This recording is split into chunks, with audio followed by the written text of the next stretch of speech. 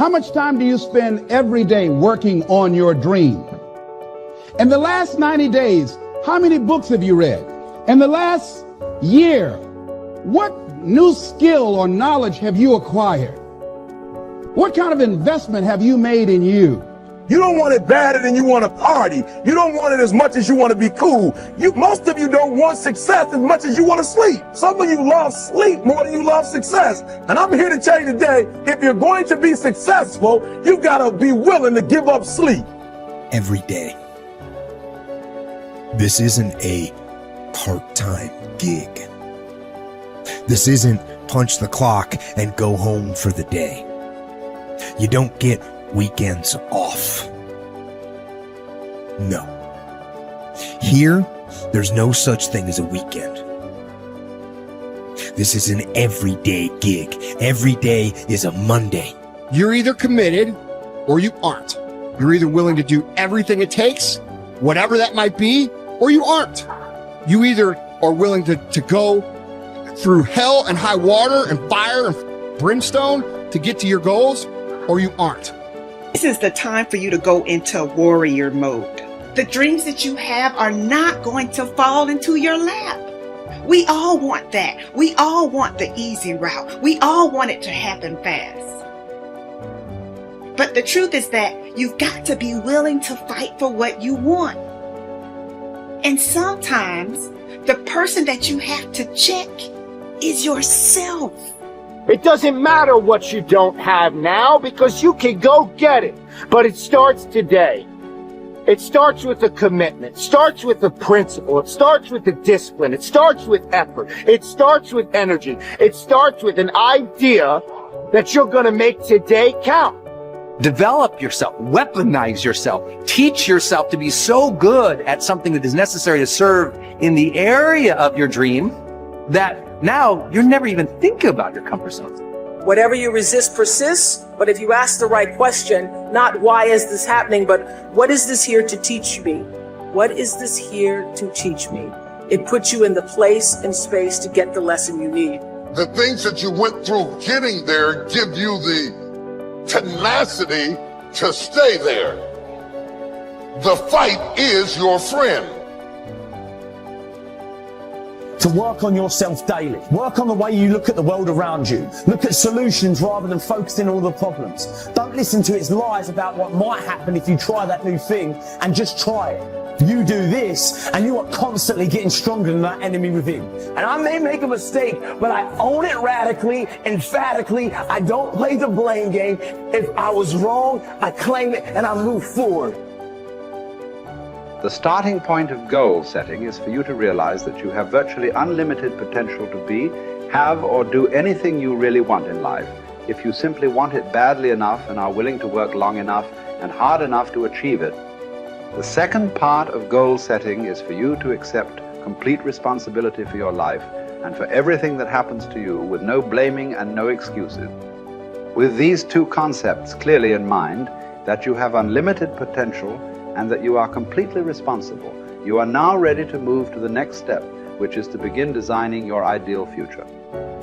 You are responsible for financial strategy, for deciding exactly how much of your services you want to sell, how much you want to earn, how rapidly you want to earn your income year by year, how much you want to save and invest, and how much you want to be worth when you retire. These numbers are entirely up to you. You are responsible. You are responsible for your people's strategy and your relationships, both at home and at work. One piece of advice I give my students is to choose your boss with care. Your choice of a boss is going to have a major impact on how much you earn, how fast you get ahead, and how happy you will be at your job. By the same token, your choice of a mate and friends will have as much or more to do with your success and happiness than any other decisions you make. If you are not happy with any of your current choices, it is up to you to begin taking steps to improve or change them. Finally, as president, you are in complete charge of personal research and development, personal training and learning. It is up to you to determine the talents, skills, abilities, and core competencies you will need to earn the kind of money you want to earn in the months and years ahead. It is then your responsibility to make the investment and take the time to learn and develop these skills. No one is going to do it for you. The unavoidable truth is that no one really cares as much as you do. From this point forward, see and think about yourself as the master of your own fate.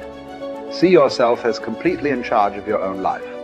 See yourself as the president of your own personal services corporation. See yourself as a powerful person, completely self-determined and self-directed.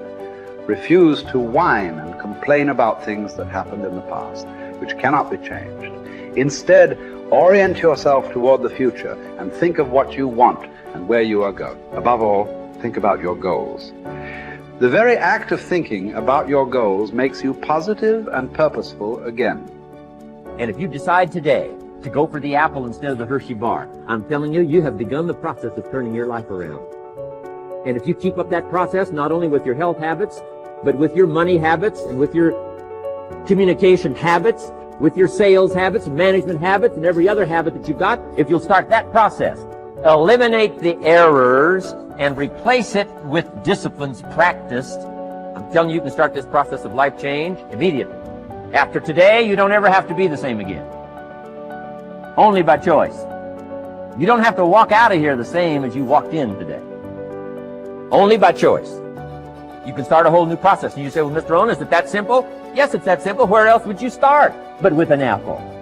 You don't have to start with something staggering, and everybody has it within their power.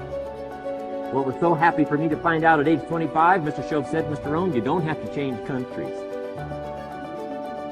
But you do have to change philosophy.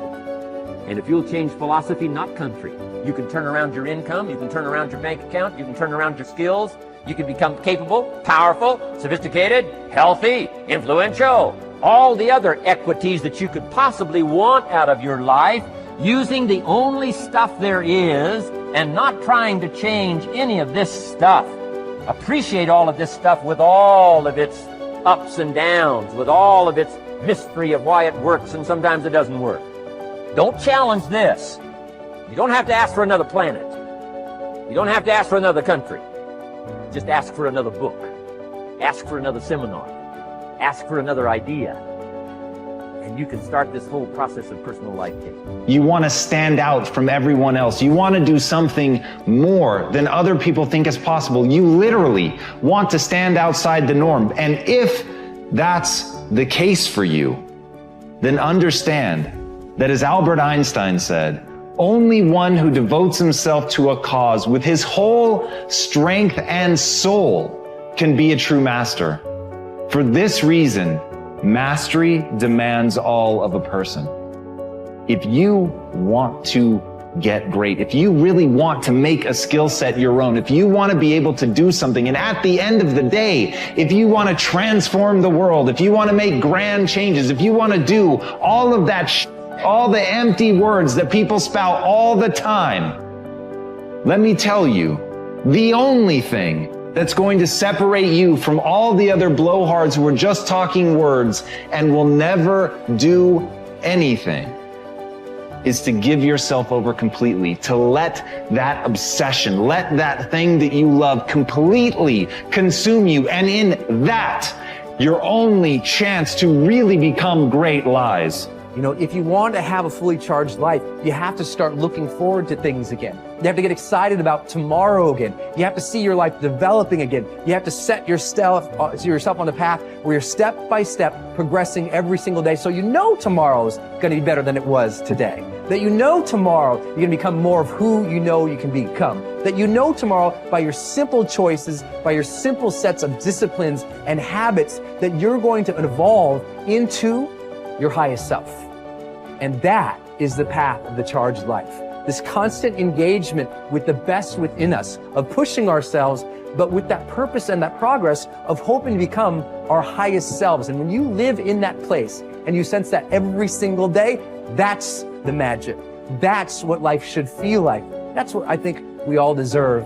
And maybe we ought to start aiming and challenging ourselves just a little bit more to get there.